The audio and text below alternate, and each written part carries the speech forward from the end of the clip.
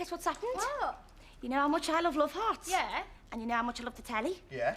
Well, I'm going on the telly thanks to these. I'm going on Hand in Glove. Is that quiz show with that presenter that got nicked for sniffing underwear? Is that illegal? It is. I won a competition on the back of one of the rappers. But there's only one incy-wincy problem. I've got to go on the show with Terry and... Problem? Well, Hand in Glove is a show about couples who love and understand each other, Sandy. That's you and Terry all over. You're the perfect couple. Why is that a problem? Well, it's just... I'm sorry, I can't. Sandy? Sandy, love? What's happened? What's the matter, love? Everything. It's Terry and me. I don't think there is a Terry and me anymore. Oh, Sandy, no. Why? I don't know. Ever since Paloma was born, he's been different. He said that he felt trapped, but he wasn't. He had his own set of door keys and he could come and go as he pleased. He started picking fights and arguments and being really mean. Oh, what you must do is to go home at once and talk to him. Get it out in the open. Well, I would if he was there. What? Do you mean he's gone? I got home last Monday and I found a note on the table. Oh, no. A dear John? No, it was definitely addressed to me. He said that although he still had feelings for me, he needed to be on his own so we could work things out. Maybe he needs to find himself. Well, that might take a while then. He's no good with directions. My dad says Teddy couldn't find his arse with both hands. You poor girl, you've known this for a whole week and not said anything. Oh, I'm okay, Mary. I've got Paloma to keep me strong. And my mum and dad. Oh, and your friends, Sandy. And your friends. Oh. No. There you go, Sand. Just the way you like it. Weak, milky, but 3 sugars. Thanks. Oh, you know we're all here for you, don't you, Sand? Yeah, I know. Oh, it's a pity about the show. You want that? Well, can't you go on there anyway? Hey, I can act as a boyfriend for the day, I don't mind. You? My, we are full of ourselves, aren't we? You wouldn't say boo to a very timid goose 3 weeks ago, and now you're offering your services like a Don Juan. Face it, Martin, you're too big to be a gigolo. He's too big to be a bungalow. Well, Doreen. Miss Gray, my therapist, she thinks I've got the potential to become an ideal life partner. She says I need to stretch my wings. What are they supposed to be? Leather chaps. She thinks that a man is more attractive to the female of the species if he appears tough and threatening. Tough, Marty. You're about as threatening as a black pudding, mate. If anyone did approach you, it'd be with a fork to prick your legs with. God, what am I going to do? Well, I'll go on the show with you, Sand. We'll just say we're a couple. Oh, no, it won't work, Bob. We'd have to know each other inside out. Well, we can do it. We can practice and test each other. We can pull it off. Okay. Oh, Ray's late. I hope he's all right. Family funerals can be terrible. My Auntie Brenda's was awful. It took me ages to get over it. Was you very close to her, Chris? No, I slipped on some mud and fell in the grave after her. Sprained my ankle and broke my arm, and it took me weeks to recover. I think Ray's going to be dead upset. He's very close to his Uncle Barney, wasn't he? Morning. Morning. Morning. How are you, Ray? Fine, yeah, fine. Couldn't be better. No, we've got a busy day ahead of us. He seems all right. Lots to do today.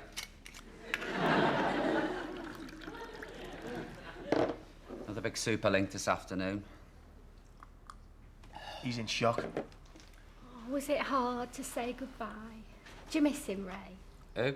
Your Uncle Barney? Uncle Barney. Couldn't give a toss about that old stiff. He was a right creep. He was always trying to get me to sit in his lap and show me his trombone. He's in denial. Well, as Miss Gray says, Ray, if you don't feel the pain, you won't feel the pleasure. You feel the toe of my boot right up your arse in a minute if you don't get your hand off my Mac. Let's face it, wouldn't be a hard target to miss in those things. You needn't think you're going out in the hall dressed like that. It's not the Ann Summers Road show. Why don't you talk about Barney, Ray? Tell me about him. Tell me stories. Tell me about his trombone. If anybody else mentions Uncle Barney, I will not be responsible for my actions. If I'm upset, and I'm not upset, it's because I've just found out that I was adopted. What, by Uncle Barney? No, Sandy, by me mother. Only it turns out she's not me real mother. Just as they were lowering the coffin, my Auntie Gwen screams across the grave like the Delphic Sybil. I don't know what you're doing here, Raymond Temple. You're not related to any of us. No. Yes, and then it all kicked off. She started crying. My Uncle Alf told me to piss off. Who's your real mother and father? I don't know. Could be anyone. I'm probably the son of some tragic domestic servant who was deflowered by the master of the house and then tossed out onto the cold, hard pavement when he discovered that she was pregnant.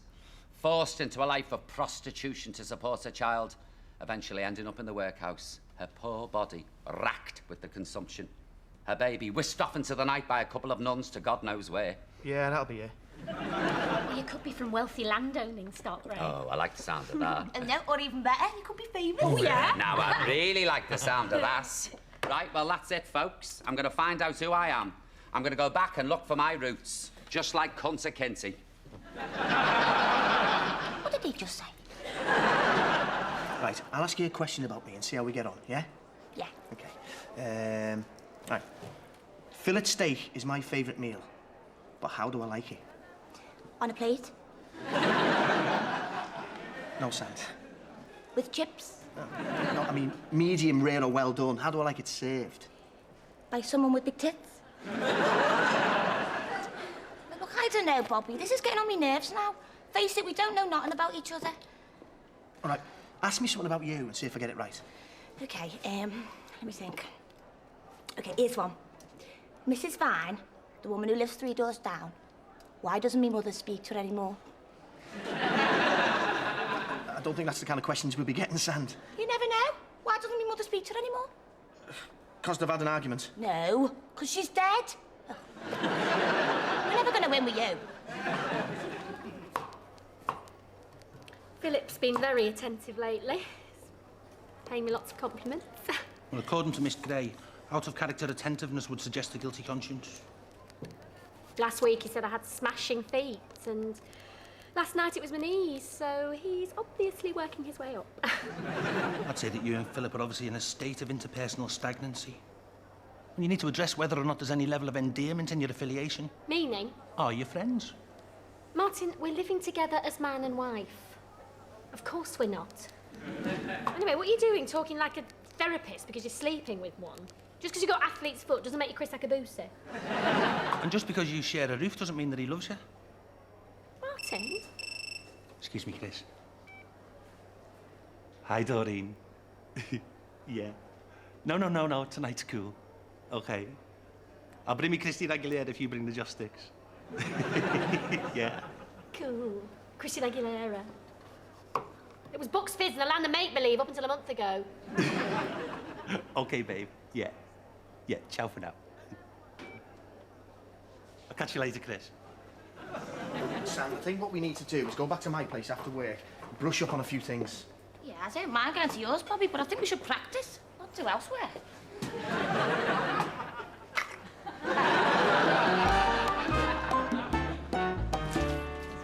I'm very worried about Ray. I've just seen him, and he said, "What a pleasant day it is," and smiled at me. What happened? Has another punter died? No, he's found out he's adopted, and he's convinced himself he's a member of the aristocracy. Oh, yes, a lot of children were adopted in his day. You'd be surprised. For some women, it was the only thing they could do. I myself gave up a little, and long before I met my Eric. Oh, did you, Mary? It was very complicated. Long time ago. August the 3rd, 1955. He'd have been 49 now. Same age as Ray. No. Did you give the baby away round here? Yes, the Immaculate Conception Orphanage. Are you thinking what I'm thinking? Yeah. Where did Mary get that Duran Duran t-shirt from? Not that. Imagine if Ray was Mary's son. I've been looking at me roots. Oh, yeah, they need doing. The grey's coming through. I've been on to everybody from Bernardo's to the Sally Army, and I've got all the replies here.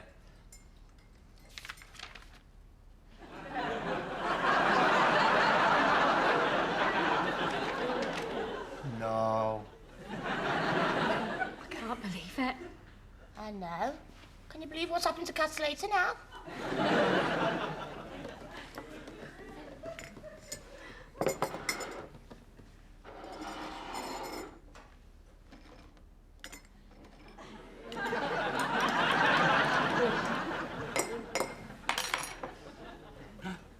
Here it is. The name of the orphanage I was adopted from. August the 3rd, 1955. St. Thomas Aquinas Adoption Home. Oh, no, hang on, that's the wrong one. It's not that at all. It's this one. The Immaculate Conception Orphanage. What? What's up? You tell him. Yeah, he'll kill me. He'll kill us all. It'll be a bloodbath. I'm in shock. I can't move my lips. You just have. Somebody kindly tell me what's going on.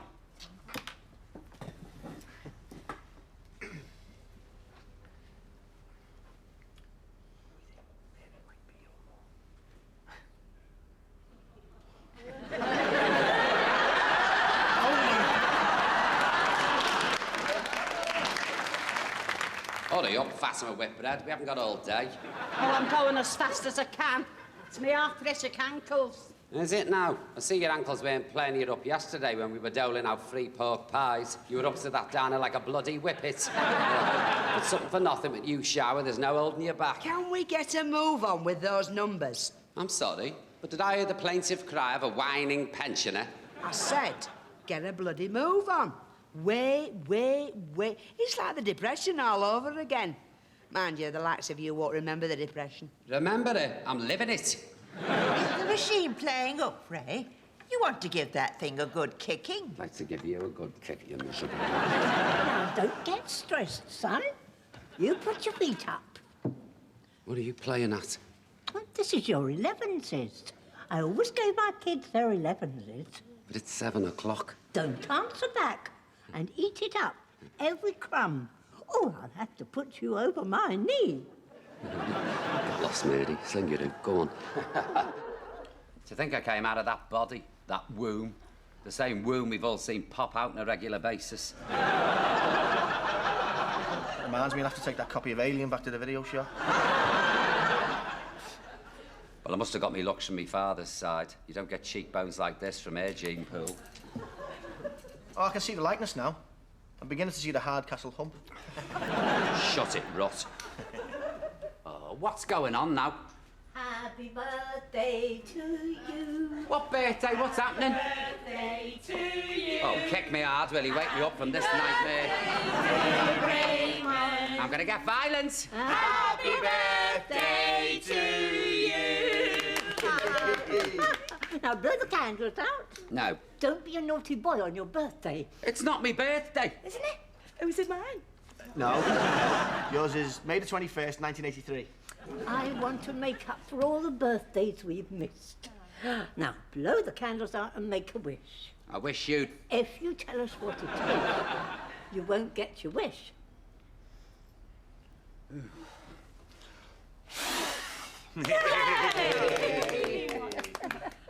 Now, I've got a box of mementos. I bought these for you, but I didn't have a chance to give them to you. Here we are. Booty. And a rattle.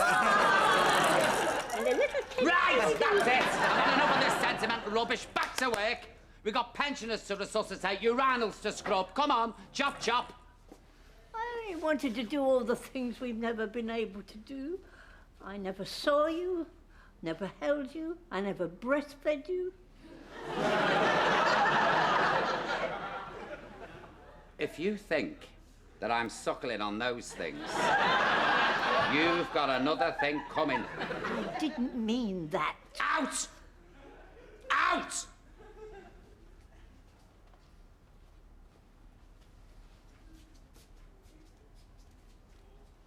Oh, Ray, I was just wondering if you'd cut the cake. Look at this load of rubbish.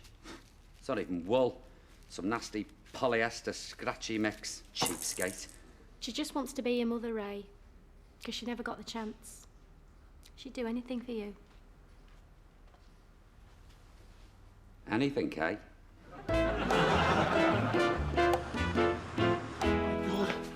Oh, my God. Martin, are you all right? Something terrible's happened. Miss Gray was dragged out of her bed at 6 o'clock this morning in a Winterset nightie and taken down to the police station. She's been arrested for fraud. Fraud? She's been hypnotising her clients for the PIN numbers.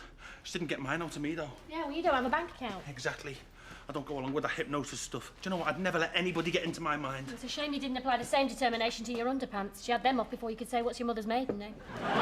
You're making me feel stupid just because I trusted her. No, Martin, I think you'll find it's the leather chaps and the built-up heels that's making you feel stupid. These are the sexual magnet. She said the animal hide attracts the female go-getter type. It also attracts tsetse flies, but I don't want them swarming around me nuts. I'm devastated. I don't know what to do, Bobby. Do you know, she gave me so much confidence. She said that I could be anything I wanted to be, from a biker. She really should be done for fraud. I can't go out and have a life now. Not without Miss Gray. It's not true, Mart. You don't need her. Bobby's right, Martin. She was the lucky feather to your Dumbo. You can fly without her. Yeah, but can I, though? Oh, she can. Come on, have a biscuit. Make a nice cup of tea. Can you believe she's won again? Oh, Julie Starkey. You'll have to speak up. Pregnant with no coat on. Unbelievable. When I saw her last week, she was pregnant in a pair of pants. How much has she won? Enough to cover a midriff, surely to God. Pregnant and playing bingo. She's never out of the place. She just pops home to procreate, and then she's back here. Disgraceful. Maybe that's why she's so lucky, being with child. Oh, well, there's nothing going down for us then. Last egg I dropped were in 1976 when I was making a cheese and onion omelette. It's a homemade lemonade, son. Oh, it's lovely to see that Ray's accepted you as his mother, Mary. It's like you two were never apart. I love being his mother. Here, ham salad sandwich. Kingsmill, medium white sliced, lightly toasted on one side with the grill set on number 3. Oak smoked free-range Canadian ham. Organic cos lettuce. Tuscan cherry tomato with a spring onion delicately sliced. And a soupçon of Hellman's Dijon mustard, not mayonnaise. And a little fishy friend made out of a carrot.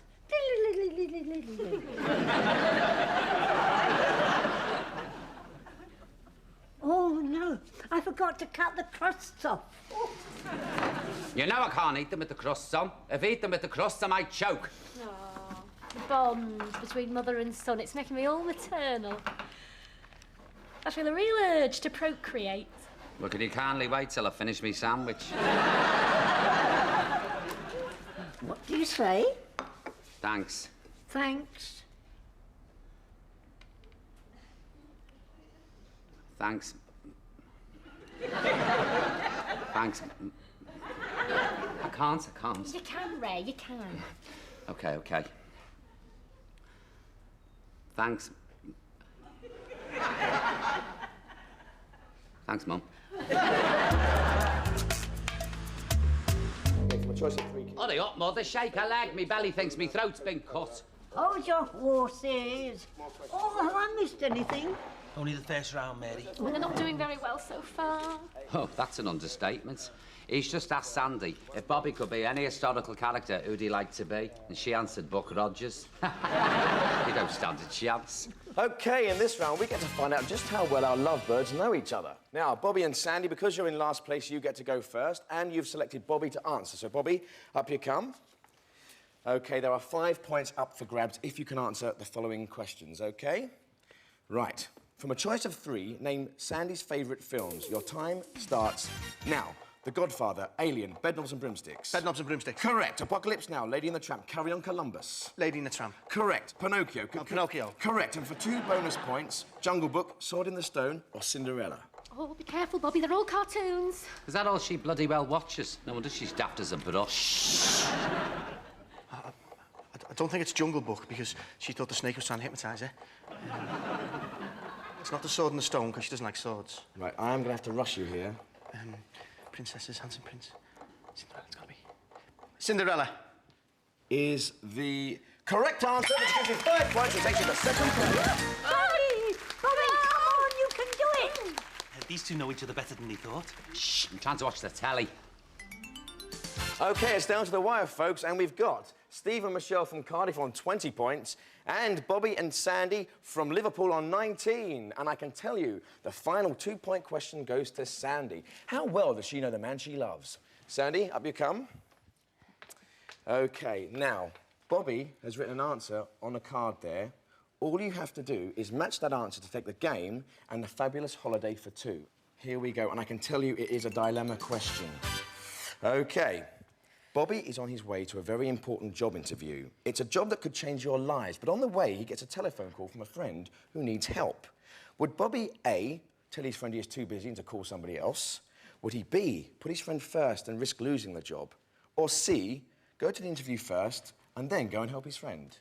OK, have a think about it, Sandy. The clock is ticking. What would he do? Is that ticking coming from the telly, or are we piped directly into Sandy's brain? Be quiet or I'll smack your bottom. I'm sorry, Sandy, but we are going to have an answer, please. I can't. Come on, look. You know him better than anyone else. Look into his eyes. Well, I've been with Bobby for a while now, and I didn't think I really knew him properly, but I know that he's kind, and that whenever anyone needs his help or is in trouble, he's always there for them. I know what you'd do, Bobby. You'd help his friend. The answer is B. Yes!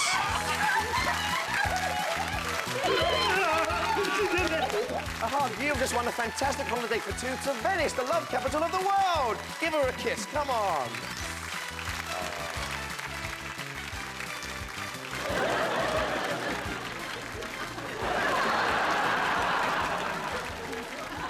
See you next week on Hand in Glove. Goodbye.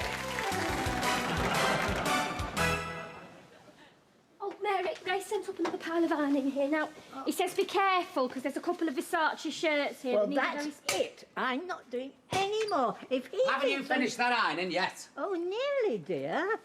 And I mended your pyjamas, and then I got the stain out of these. Oh, I'm really quite exhausted. I think I'm going to faint. Oh, stop messing about. A bit of ironing and you... Oh, my God. Oh, my God, I've killed me mother. Here you go. A nice bowl of tomato soup. You know, when I was little and I was poorly, me other mum, me fake mum, not you, she always used to give me this. Oh, thank you, son. Ah, you're welcome. Do you know something, Mum? You haven't told me about me father. I'd really like to know everything. Well, maybe not everything. It's a long time ago. I don't know if I remember. We met at a holiday camp. I'd gone there with my family. I was about 18. He was the dance teacher. Tall, dark, bit rough round the edges. At first, I thought he was big-headed and rude. And then his dance partner became ill, and I took her place. And only when we danced together did I find the real man.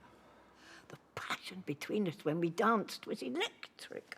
We had the time of our lives. Then the holiday came to an end. We left the camp, and I never saw him again. Oh, what a lovely story. It just sounds like that film, Dirty Dancing. All that was Dirty Dancing. It wasn't me. Great. Well, what happened with you, then? Oh, let me think. I remember. He was a big bloke I met at the bus stop. We had a quick 1-2 up a back alley, and I never caught his name. Charming. Hi, Sand. Hi, Bobby. I was just wondering whether you'd heard anything from your Teddy about whether you two are going to be, Getting back together? I don't think so. He said he wants to travel.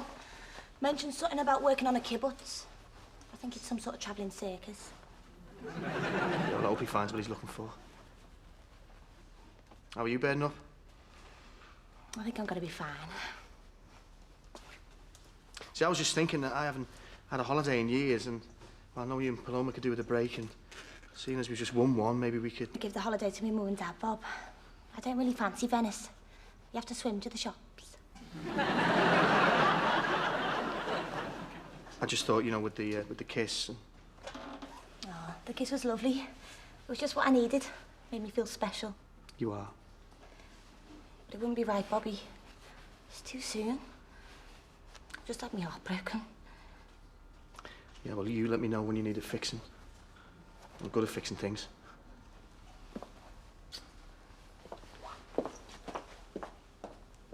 I feel much better now, especially now that Ray has bought me this orthopedic vibrating chair.